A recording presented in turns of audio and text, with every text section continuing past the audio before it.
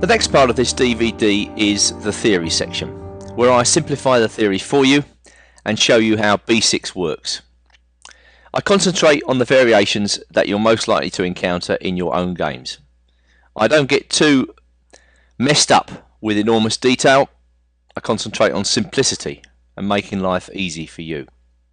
What you need to do is to look over this theory section time and time again until you feel you've remembered and mastered the lines. But never forget that I'm here to make your job easy, so it won't be as difficult as it sounds. Now we commence the theory section by covering Owens' defence. That is to say 1b6 after e4.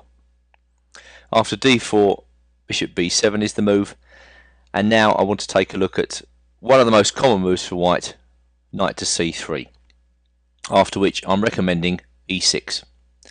Now the main idea behind this move is to threaten bishop b4, which in turn puts pressure on the e4 pawn. A fairly simple, easy to understand idea to remember. And by far the most common move for white in this position is knight to f3, after which bishop b4 is a good move. Now white has to do something about his e-pawn, and by far the most natural move is bishop d3. Going back to bishop b4, white could consider advancing this pawn to e5, but in my view this move is premature. Black gets ample play by playing his knight to e7 if the bishop comes out to d3, attacking the centre with d6. This is already an equal position with plenty of opportunities for the black pieces.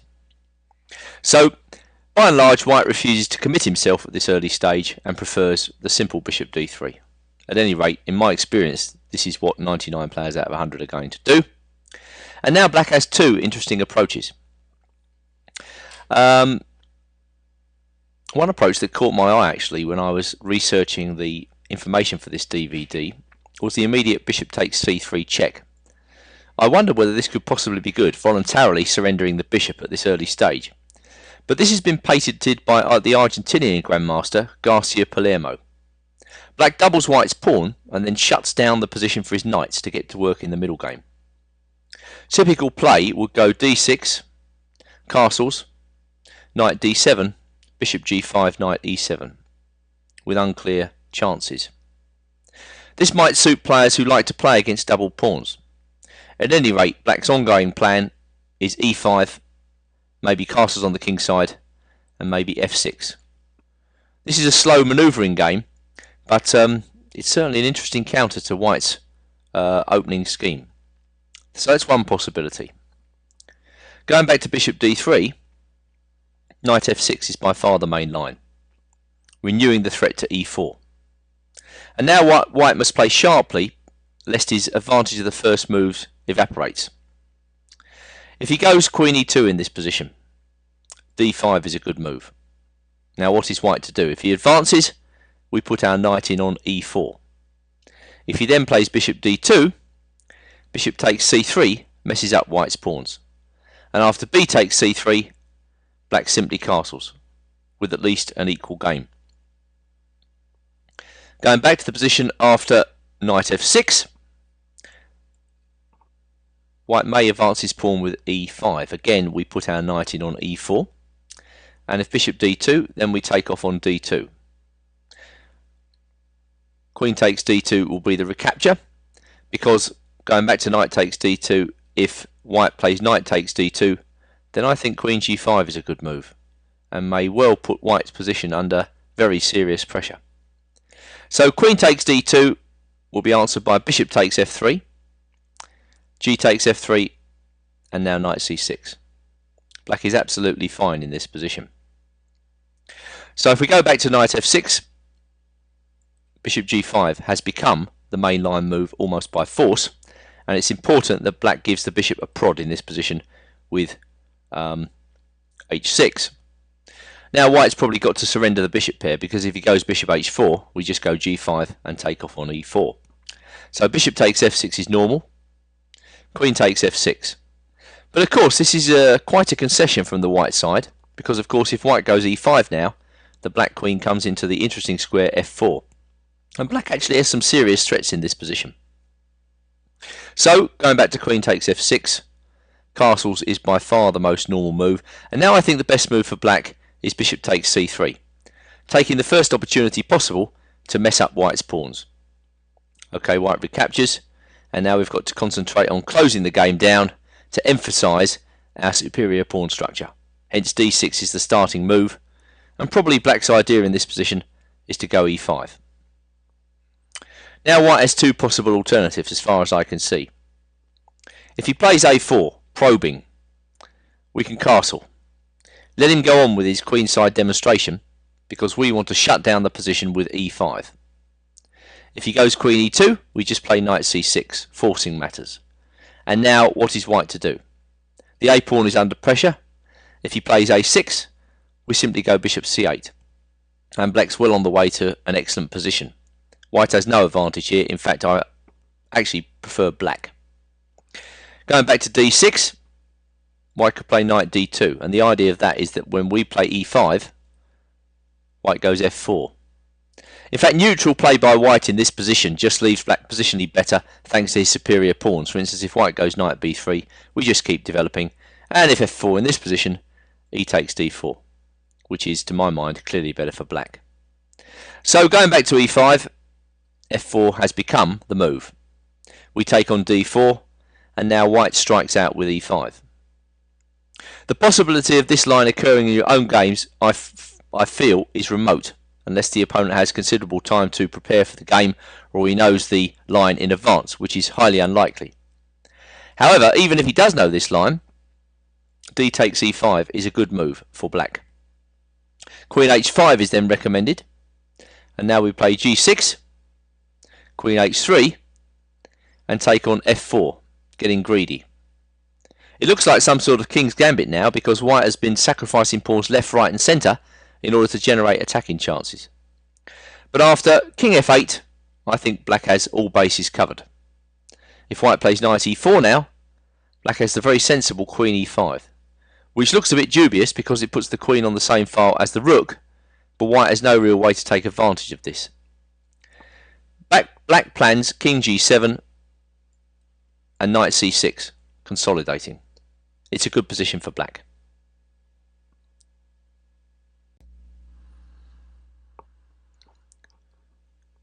The second part of the theory section covers alternatives for white after 3e6.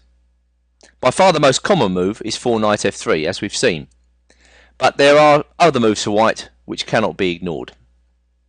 Now the first of these moves is 4a3. White anticipates black's plan of bishop b4.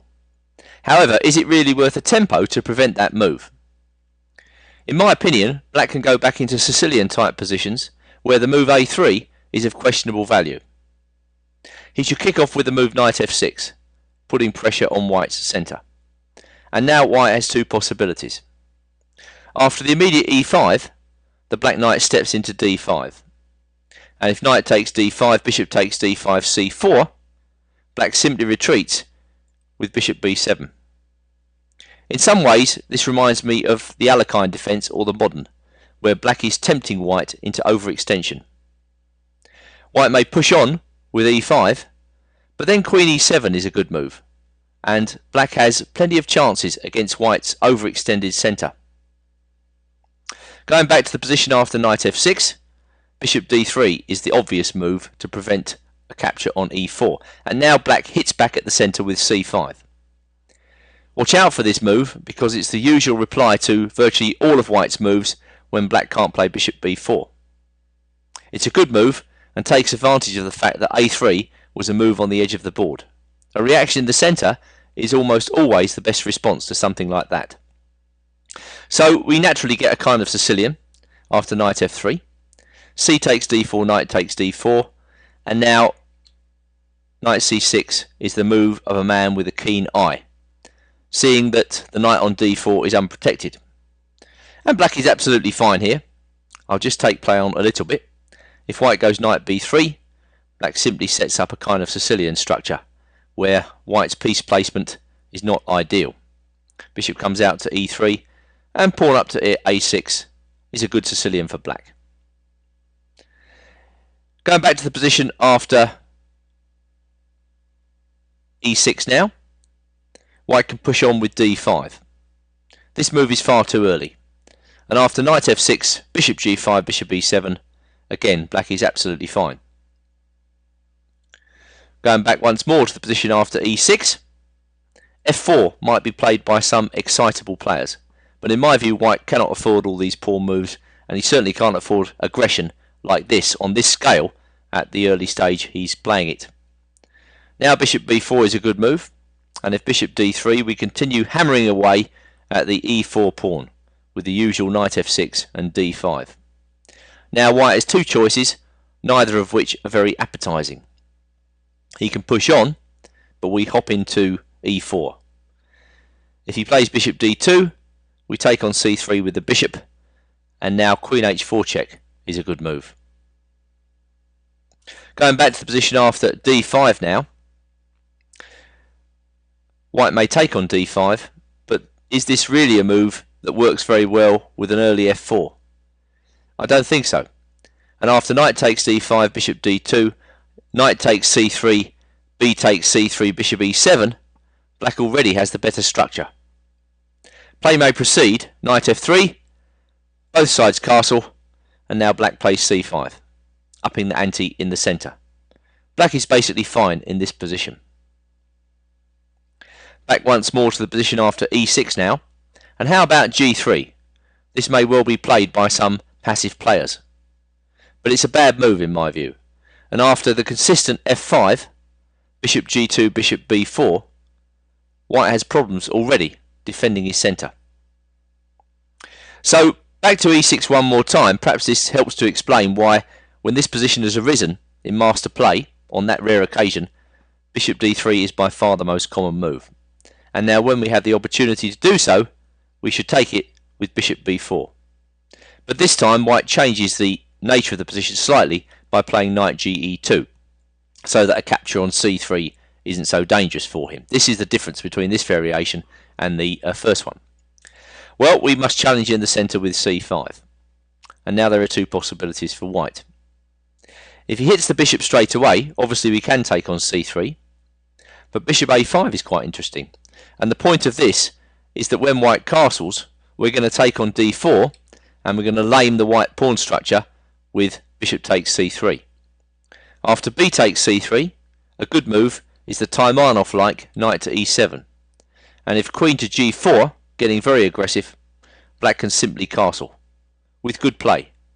Black continues with knight bc6, and of course the immediate bishop h6 in this position is simply answered by knight g6. So this position is absolutely fine for black. Going back to the move c5 now, most white players are going to castle in this position. Then we take on d4 and we play knight c6, and black has a decent Sicilian-like position. His ongoing plan will be to develop the king's knight either to e7 or to f6 according to taste, and to castle. My conclusion is that after 3 knight c3, white should probably angle for a Sicilian-like formation, albeit in a less aggressive setting than normal. Independent lines which lead to original positions are quite okay for black, whose plan of bishop b4, knight f6 and d5 is easy to implement and understand.